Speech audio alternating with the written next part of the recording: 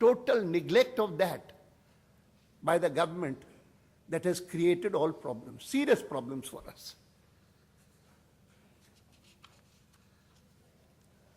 What is the international global crisis anything to do with the kind of continuing conflict between the Knowledge Commission and the Human Resources Ministry going on, as a result of which much needed initiatives in expanding opportunities in higher and professional education for young Indians are given the go-by.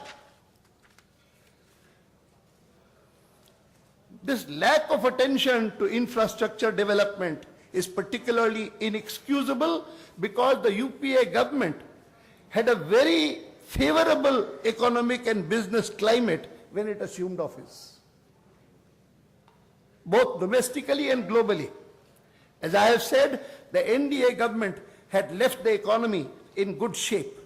The global economy was at a never-before expansion phase, and this global expansion was letting countries all over the world access capital and credit flows in never-before quantities. This was the situation in 2004. The UPA government had an unprecedented opportunity to use the global expansion to put India in an orbit of high growth on a sustainable basis. My charge it squandered the opportunity because it lacked decisive leadership and commitment to good governance. Now, with the liquidity boom that fueled much of global and India's growth for the past 5 years finally over, the credit to sustain India's growth rates and finance massive infrastructure projects estimated at $500 billion until 2012 will be a formidable policy challenge. But I hope that the people will give us the opportunity of facing this challenge and overcoming it. At a time when the country is facing one of its worst economic crises in recent decades, the finance ministry has remained headless for some months now. 2.5 months. As I said, I wish the Prime Minister speedy recovery.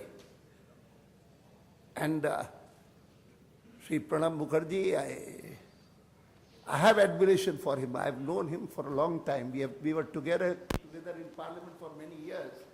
I have admiration for him. But what can a person do? The largest number of GOMs ever created by a government. He heads all of them. How can you have a finance minister, a part-time minister? But it's a part-time job that he has got. All right. In fact, someone told me, no, perhaps Chidambaramji would be presenting the budget. I said, how? I don't know what's going to happen, but I presume that the finance minister will present the budget.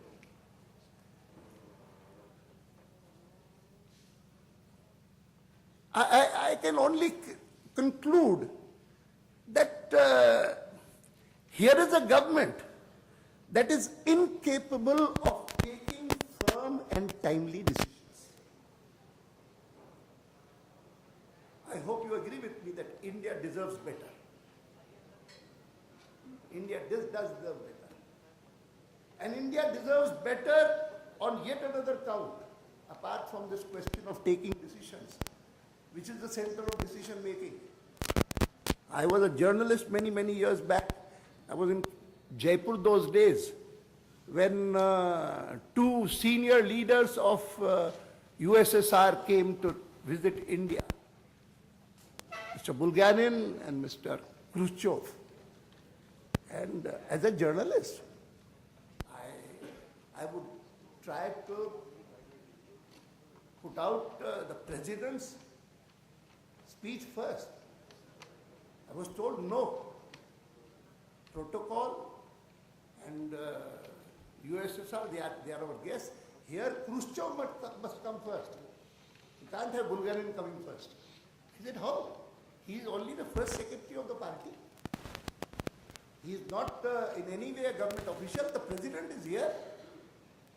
And no, this is the agreement. When they agreed to come here, they said protocol would be Khrushchev first, Bulgaria next. And then it's a communist country. I could understand that. Communist country है वहाँ election का कोई खास महत्व नहीं है. महत्व है पार्टी कौन कंट्रोल करता है. But to see the same thing happening here. After all, I thought that when Prime Minister Vajpayee used to live in 7 Racecourse Road, no one knew where the party president lived. It was not important. 7 Racecourse Road in a democracy is the most important address. And suddenly, 10 Janpath becomes more important. And which makes me recall that once when Rajiv Gandhi was the leader of the opposition, and VP Singh's government fell, and the speaker, he called Rajiv Gandhi, and Rajiv told Rajiv ji that I believe that you have written to the president that you are going to support, your party is going to support Chandrasekhar ji as Prime Minister unconditionally. He said, yes. Then he told him, the speaker was Ravi Ray, I think. He told him that then you cannot be the leader of the opposition. If you have decided to support the Prime Minister, the new government, unconditionally, there is no question of you are continuing to be the leader of the opposition. And therefore, I propose to announce in the House today that the leader of the second largest party, which happened to be at that time my party, BJP, the leader of that party will be the leader of the opposition. All right. And he did it. He announced my name as being the leader of the opposition in the new Lok Sabha when Chandrasekhar ji is the Prime Minister. And Rajiv ji was gracious enough not only to accept it, but the next morning he rang me up to congratulate me on becoming leader of the opposition. My party had a strength of around 86 at that time in the House. Congress party was larger. But I became the leader of the opposition, and I am reminded of this episode only because he said, I have phoned you to congratulate you, but I have phoned you for another purpose also. My suggestion is that you are now living in that flat in Pandara Park.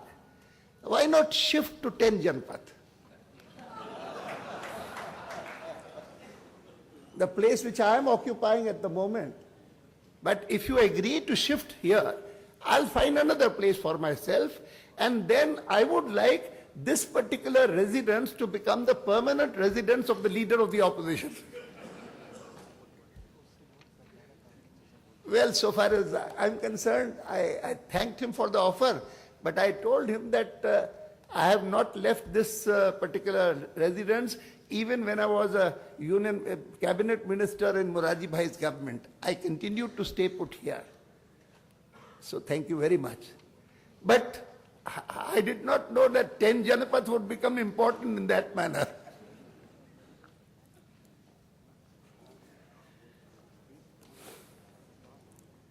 So I said, I'm saying that India deserves better in another way also. After all, FICCI, CII, ASSOCHAM, all of them, when they meet me and they speak to me privately, almost all of them tell me unbelievable corruption stories. And they tell me that this government has been so corrupt, it's unimaginable, so corrupt. And this is, of course, your experience. I don't know. I have had little to do with business or industry, directly or indirectly. But this I do know, that in my entire parliamentary career or political career since independence,